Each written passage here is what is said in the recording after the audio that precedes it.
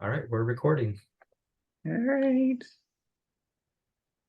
All right. So I'm actually here with Zeke Hernandez. It's quite a lengthy title, but I mean, it sort of tells you the prestige. Max and Bernice Garchick Family Presidential Associate Professor. And he's at Wharton, University, Pennsylvania, for those of you who don't know. And I just wanted to welcome him on the platform. I've seen him and heard some of the ideas that he has, and he's just a cool dude. So welcome.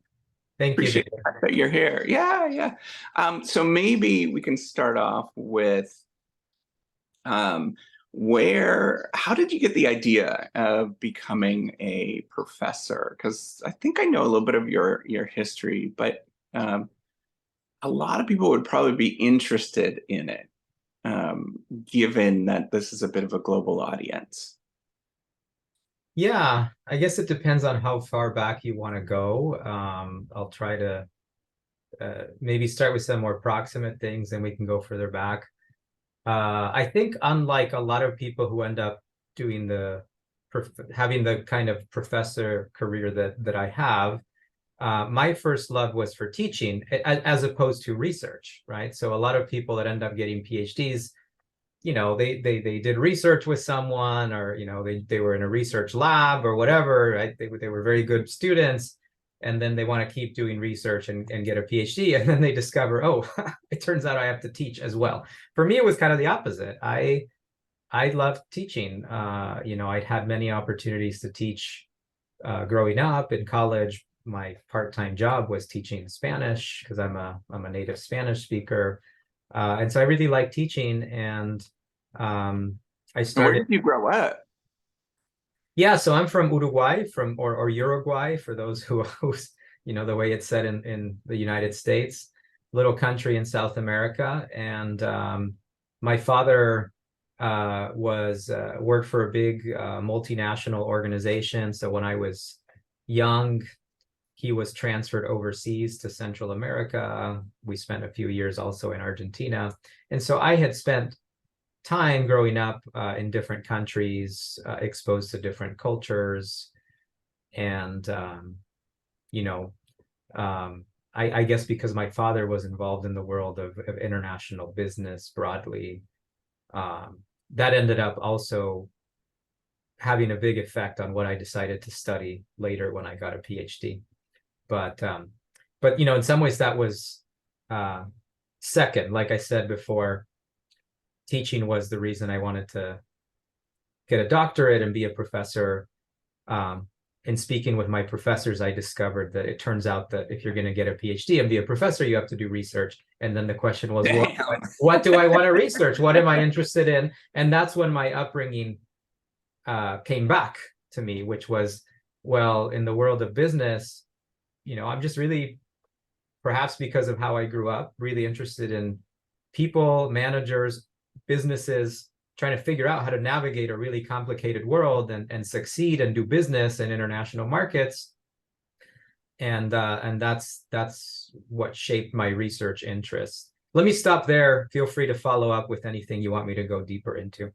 Yeah, absolutely. So you kind of had a hint of why business. I mean, that seems weird. We hear, as particularly like when I was growing up, I grew up in a little dinky town in northern Ontario, and nobody really was interested in business, and let alone doing stuff related to research. It was all just like, hey, if you're going to do science, you do science. Yeah. I mean, are we doing science? How did you sort of pick that? And why wouldn't you just do a science career if you're doing what we're doing? Yeah, that's a good question. So, well, I guess I'll have to go back to the growing up formative experiences. So, even though it might sound otherwise because of the kind of career my father had, I do not come from a wealthy family. My parents came from very poor backgrounds, and eventually my father did get a good enough job that he worked for this multinational organization. But, life was pretty precarious before that for him, and for our family.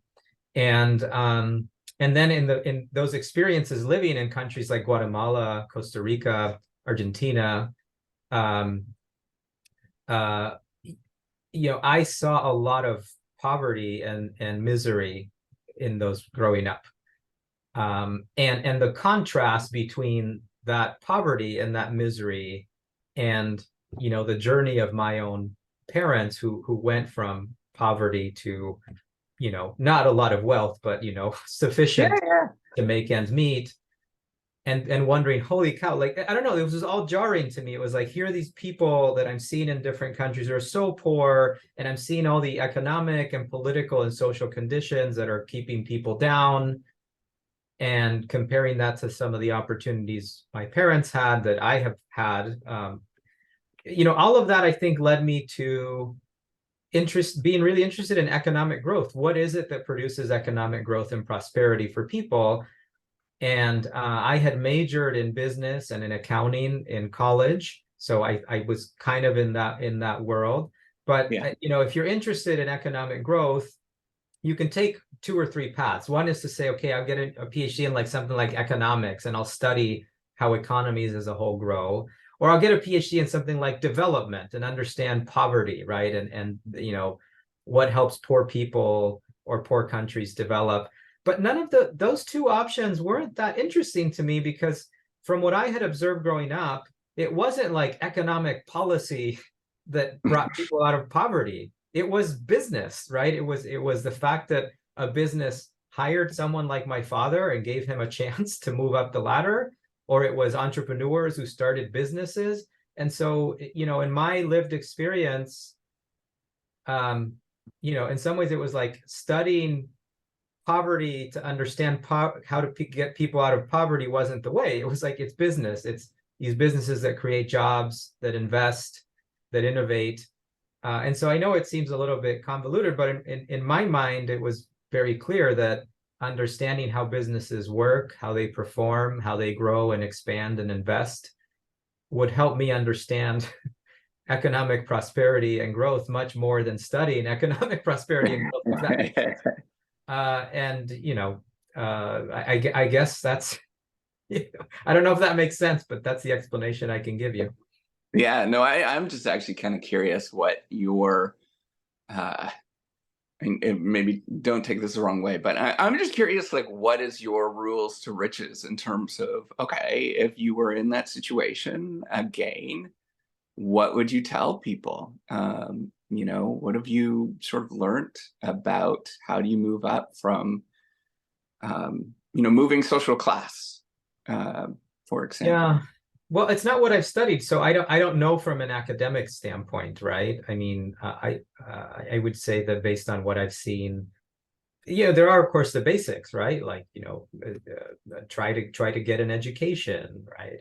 As much education as you can. That's probably the number one thing. Yeah.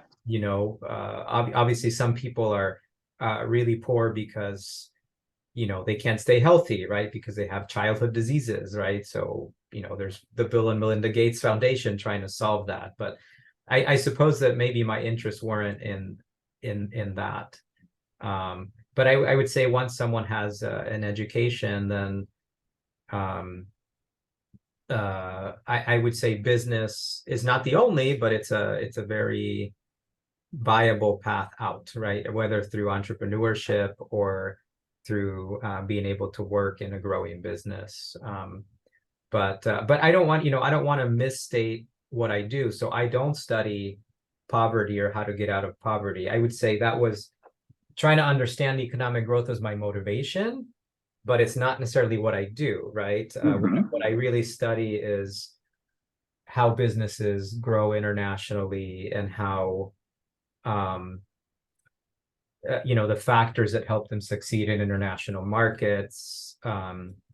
And I also study what immigration has to do with that. That is how the movement of people affects the decisions and investments that firms make across countries. But again, that is not directly studying how to get out of poverty. That Yeah, absolutely. there's a Absolutely. difference between the motivation and what I study, if that makes sense.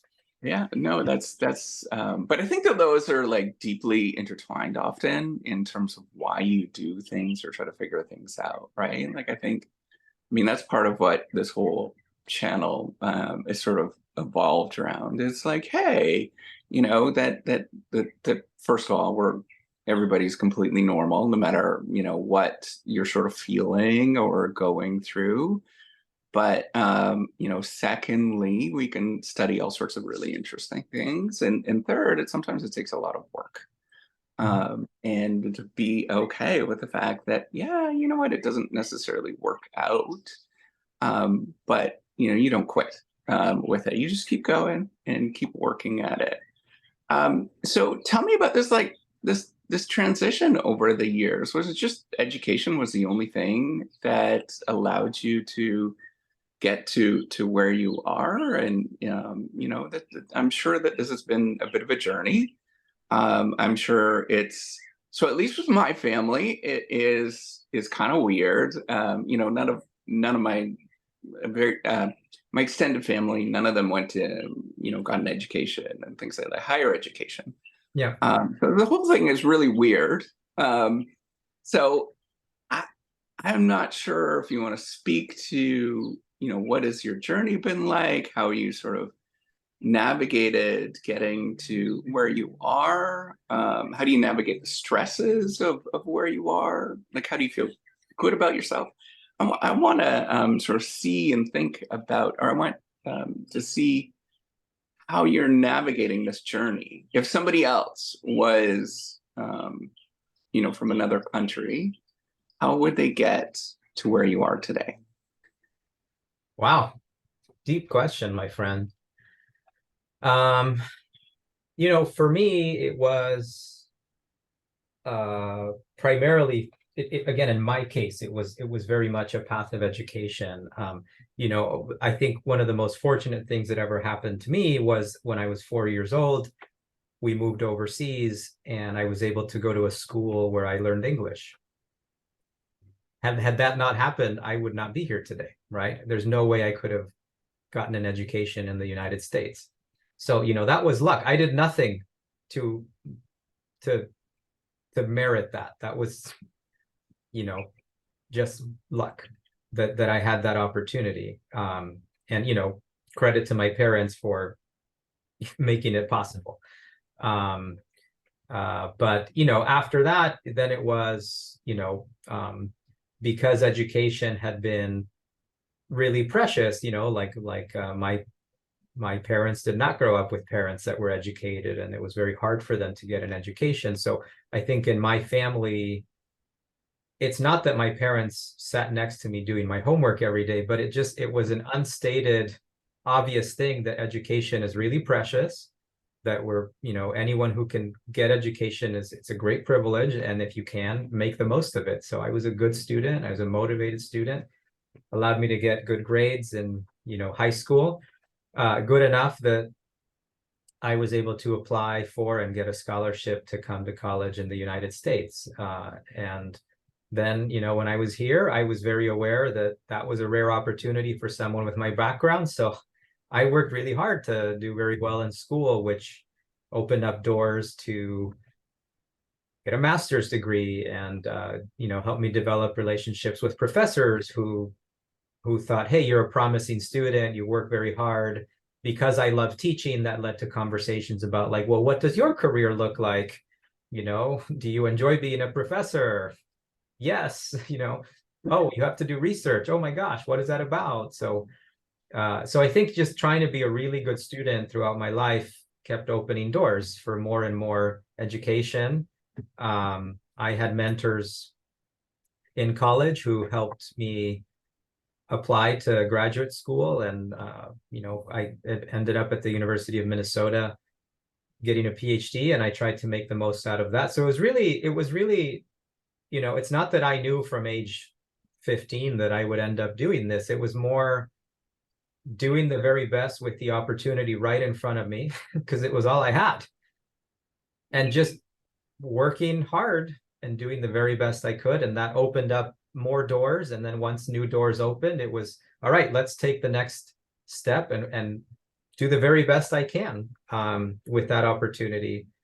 I'm as surprised as anyone that I've ended up at Wharton, and I've had a really great academic career, and much more than I ever expected. But it was about that. So yeah, very much an academic path for me, right? There was a moment, I will say one thing that I don't know if this helps anyone listening. In between a master's degree and a PhD, I wasn't 100% sure that I wanted to commit to 5 years of a PhD and an academic career. So I took a year, I took some time to work. I went and worked for a large technology firm just to be sure, like, do I really want to do this academic thing, or is there another path for me?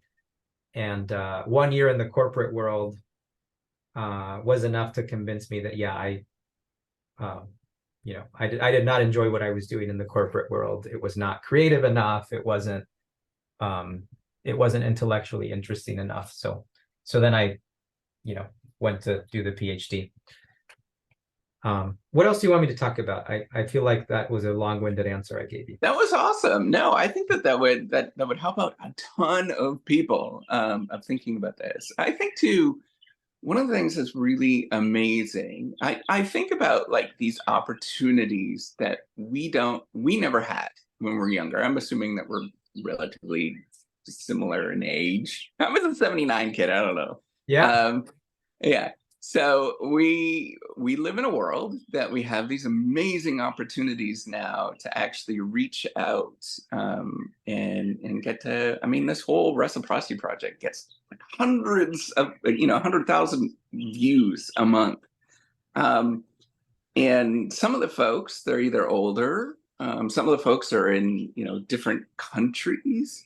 What would be kind of like a practical thing that you would say if I wanted to actually have an impact on my life next year or this year and have something to show for it?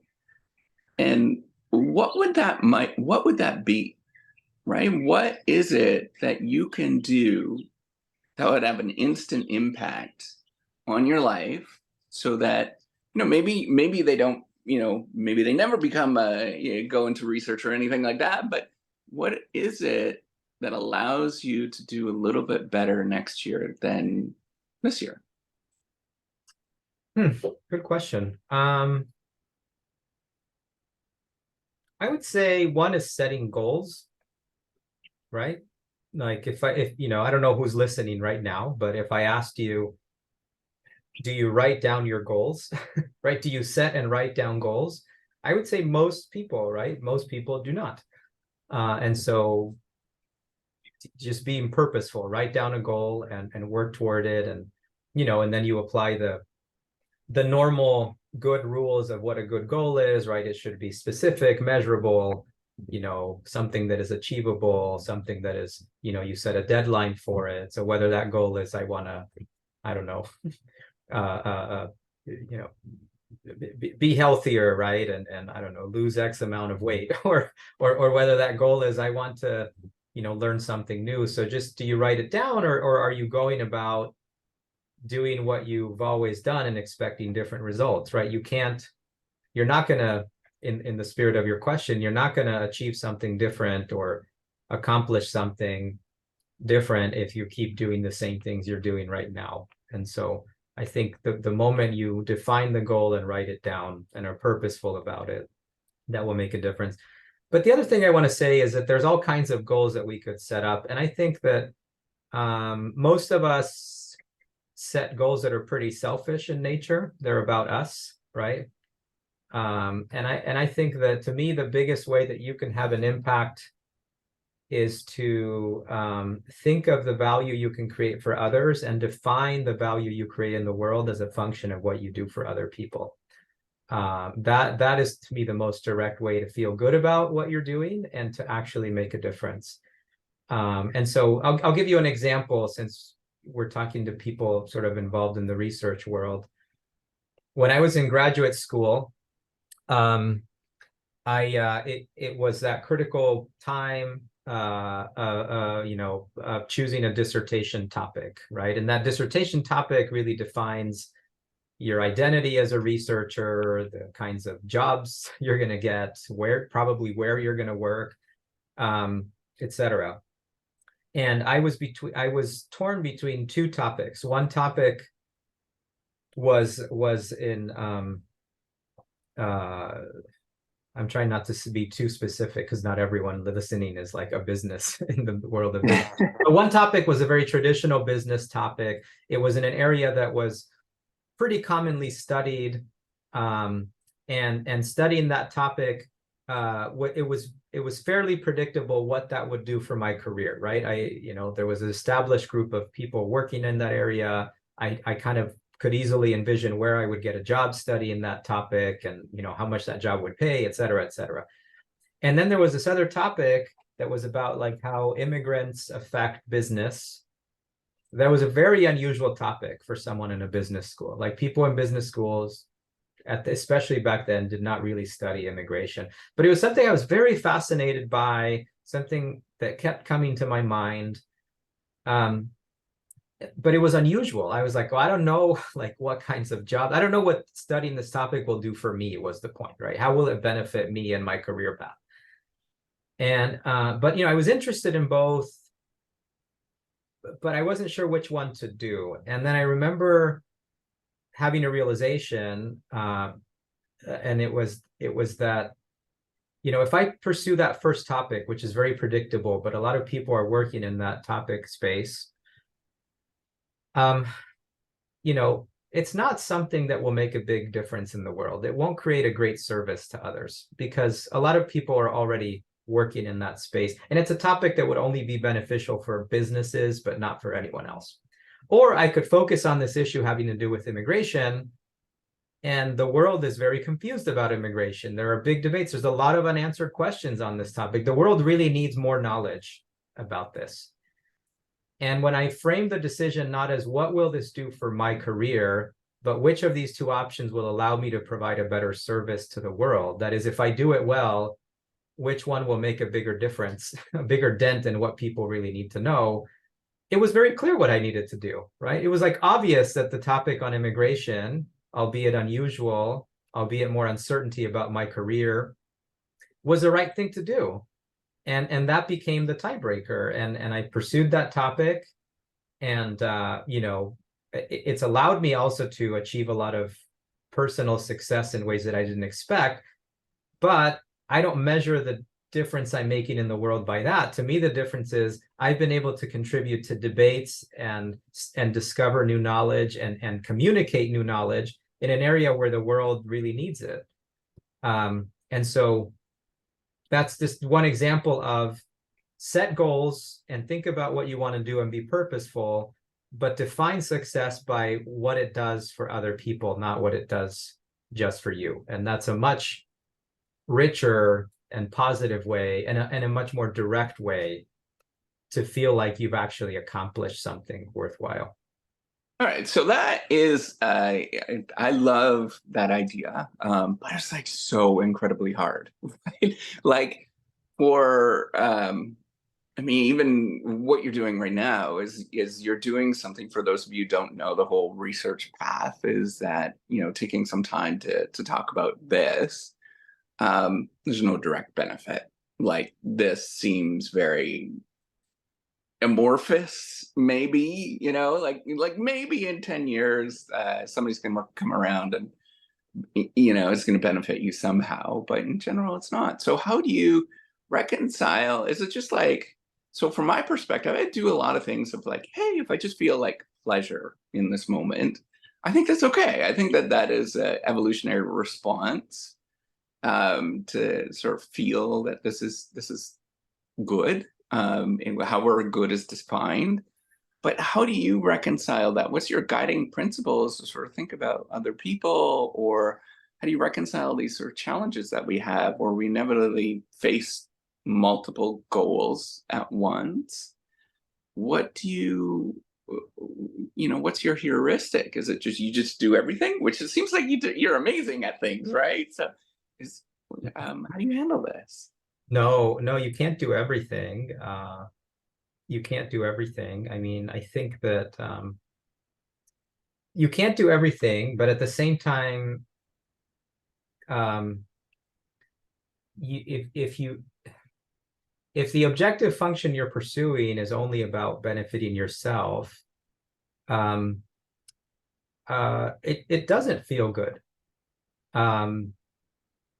And so in some ways, it's almost like it's almost in your own self-interest, right? Not to be so selfish.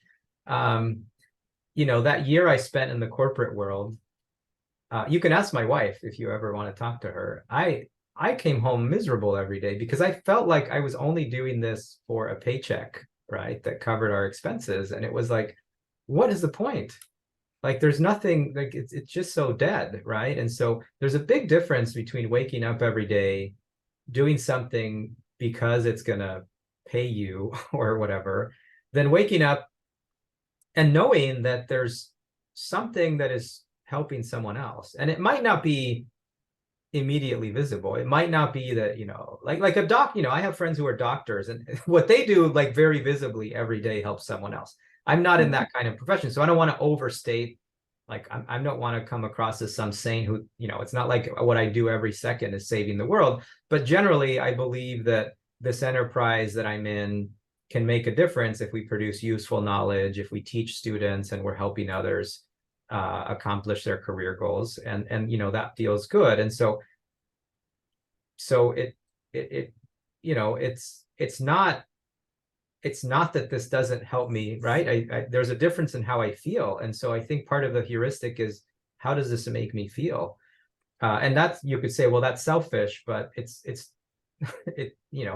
it just feels better to know that you're helping others, to believe that you're helping others. And now you said also, do you do everything? Absolutely not, right? So I'm working on a very, very narrow set of issues, but they're the issues in which I have the expertise. So I think the rule of thumb is, does it help other people? And is it at the intersection? Does it also involve something that I can uniquely provide that very few others can, right? And so like what you're doing with reciprocity, there's you've built a following and a platform and an influence that almost nobody can replicate, right? And so like you're creating unique value in ways that I can't, right? And so I'm tackling different issues having to do with business and immigration that you probably can't tackle, right? Or you have no interest in tackling. And so the heuristic is also like, if a lot of other people can do it, then it's probably not as much value added than if only you can do it. So one of I'm not sure how much influence is actually. It seems like it's very amorphous, but so that actually brings up the sort of thought that I was thinking about when you're talking about this, is that we face this real tension, that our work. My wife is in a healthcare. She's a healthcare professional, very similar to folks that are. I don't want to sort of tell what her profession is, but she sees a number of different clients every single day, and it seems like you make traction, right? With what we do, we read maybe a paper or two, we write a few things, and then it doesn't feel like we get a lot of traction. And in a lot of what I very openly talk about is the sort of reconciling of, why am I doing this? Yeah. Right? Like, how do you delude yourself? I mean, other than there's this like overarching thing to delude yourself to get up and to do this and to enjoy it. Yeah, it can be a slog for sure, right? Definitely the bigger purpose, right? Both what motivated me broadly to do this. So kind of the remembering where you came from helps a lot. And then also, yeah, what is but do you believe in the enterprise as a whole, right? Do you believe? So yeah, I mean, I'm writing this paragraph right now is not probably not going to change the world, right? And it's a slog, and I have to write it for the 100th time, or doing this statistical analysis. Not none of those things individually are making the difference, but added up, right, over a career, over a lifetime, over multiple research studies, over multiple students you teach over a career, there is a difference that's made, right? And so I think you have to understand how the little day-to-day acts add up to something, and that's motivating. When I was starting graduate school, we had an introduction, and we had a professor who, very seasoned professor, who started listing all the hardships of doing academic work, right? All the rejection, the millions of times you would have to write and rewrite and redraft the same paper, all the negative feedback you get. And I was like, oh my gosh, like this doesn't sound very good, right? But he said something very wise. He said, look, if you're so obsessed about short-term outputs, right? If like all you care about is, okay, I finally got this paper published, or, I finally was able to teach this class, but you hate the process of it, this is not the career for you, right? And so he said, there's got to be something about the process itself of discovering and disseminating knowledge that you inherently love. And, it's not for everyone. I do think that it's actually, as we talk to people in academia, it's very important to say that, like, this is not a career for everyone. And if you realize early on it's not for you, my advice is get out quick. Don't escalate and stay, and 15 years in, then be like, okay, I really should have left. So when if a PhD student comes and says, a few months in, this is not for me, I'm like, great, we'll help you transition. So it's not for everyone, but if you enjoy coming up with new ideas, if you have the curiosity and the drive to really stick with something, that's enjoyable inherently. I don't know how else to say it. Maybe, the tongue-in-cheek way is like, if you're a nerd, you're a nerd, right? And it's good to know that about yourself. Yeah. But yeah, look, I mean, to clarify, do I enjoy getting rejected by a reviewer? No. Do I enjoy having to slog through the, 78th draft of the same paper? No, sometimes not. Like sometimes I do kind of, get sick of it, and I don't, I'm like, oh, that's but I enjoy much more than I do not. And that ultimate goal, I do find very motivating, right? Like the high of, oh my gosh, this piece of knowledge didn't exist before and now it does because I stuck with this. That's kind of like a drug, It's very Yeah. Well, that's where I was going to go it's with like it. a hit. It's a very motivating hit, Um, oh, let me say one more thing. Working with others is very important, right? This profession can be super lonely. So, find people to go on the journey with you. So that's find good co-authors, find people who will, give you feedback and support you when you have a disappointment or a setback or a rejection. And so whether that's people who collaborate directly with you, or for example, I have colleagues who have formed reading groups where they read each other's work and give each other feedback once a month, or having trusted others who will kind of be on the journey with you and help you out. That's fundamental, right? I mean, of all the things that I've published and written and worked on, very, very few are sole authored individual projects. Most of them are collaborative, and that helps a lot because you have each other to sustain you. You have someone that, when you're down, someone else encourages you. When your collaborator's down, you encourage them. So I think that the social and human aspect of the profession is, I think, really critical too. So I was wondering, it's it was almost like jumping in my head. I was like, how? Right? Like it seems easy on the outside, right? To sort of say, hey, just get networks or whatever. Like, how do Yeah. you what do you do? Right? So part of me, this is a bit of a pitch with the whole reciprocity project that I'm trying to do is mimic some of those things. Yeah. Um, and really, if we can come up with a technological solution to do this, I'm definitely going to be trying to do that as much as I possibly can. But how do you do this? What is one positive? And I think that's where I don't want to keep you too much longer, because I know that you have to go pretty soon. But what is one positive tip that you can do, that so we've tackled, what is one thing that somebody could do over the next year to make progress in their life? And I think that was a really good answer. And the next one is what do you do in terms of if you wanted to get into a profession like this, and it doesn't have to be research.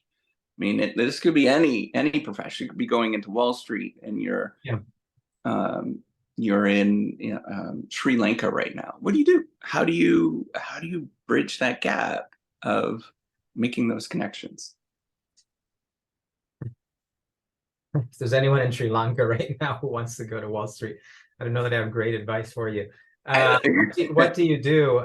Well, I think I'll go back to something I said earlier, not to be stubborn, but the first thing you do is you do the very best with what's in front of you, right? You perform very well, as best as you possibly can in what you're doing right now, because good performance opens up new opportunities, right? And creates a reputation for you. And so perform well in whatever is in front of you is very important, right? And that will kick off more opportunities, including opportunities to meet other people. You'll get noticed, right? By being noticed, right? You meet people, and that's networking.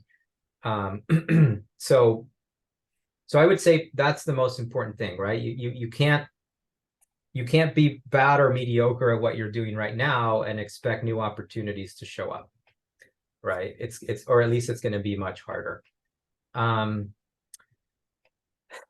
The other thing is, you have to be a little bit shameless and just ask, like when you define, perhaps I'm now going back to another thing I said, which is if you know what your purpose is, you know what the goal is, you've written it down, you've defined it, then that makes it clearer what kind of people you need to meet and get to know to get you there. And so, if you have a good local reputation in what you're doing, that will open doors. But then, I've been surprised throughout my career, really, at that most people are actually quite generous if you reach out to them, right? And you have to reach out in an effective way. So that is, you want to be brief, you want to be clear about what you want, you want to ask for something that they can reasonably do. But within those parameters, people are very generous. Maybe you don't start by, if you're the person in Sri Lanka, emailing the CEO of Goldman Sachs and saying, I want to work for Goldman Sachs. Obviously, that's too much of a stretch, but within reason, asking for what you need in the next step. I think sometimes we're just too shy and too, we're not good at asking, and asking really matters. So, how do you become not shy? So, for me, a huge part, because I was very, very introverted, very shy as a person, and like, please don't take this the wrong way, but part of me is learned to say screw it. Just so what? You do it and see what happens. Yeah, some of it's like you ask, what's the worst that can happen? Someone will say no, right? Like that doesn't say anything about you. It's not gonna harm your reputation. Like, look, and it's also not just, you talked about being shy, but especially if this is an international audience, there's also significant cultural differences. So in Latin American culture, you don't really self-promote. Right. Canadian culture, for example, I was like I said, I was a very good student, like in terms of my grades and all that, very good. But I was taught and brought up in a culture where you don't brag, you don't self-promote, you're never your own marketing department.